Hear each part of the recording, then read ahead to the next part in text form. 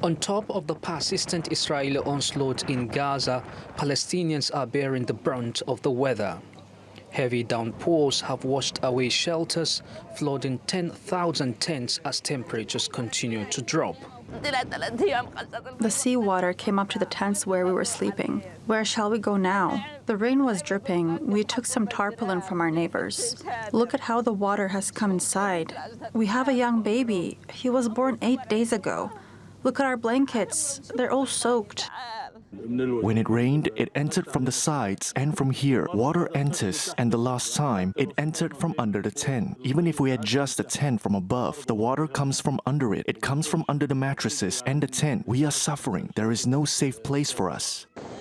In Khan Yunis, waves have swept away some encampments close to the beach. The Palestinian Civil Emergency Service says thousands of displaced people are affected and has called on donors to provide more tents and caravans. In the meantime, Gaza remains on the brink of famine. Here at the Yarmouk Stadium in Gaza City, hot meals have been distributed to some of the families taking shelter. But many don't know where their next one will come from. The UN says insufficient entry of food supplies, in particular flour, has caused a shortage of bread and closure of bakeries, especially in the south.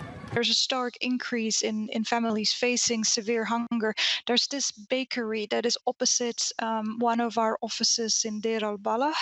And every day we witness scenes of people queuing. They've probably been there for hours. There's these massive crowds of families. There's lots of tensions.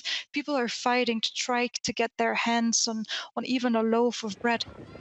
The lack of humanitarian relief in Gaza is also worsened by Tel Aviv's intensified siege, with only a few aid agencies able to operate under Israel's blockade and constant bombardment. And now the harsh winter weather is bringing yet more misery and fear to already desperate families. Usman Aliyu Uba, TRT World.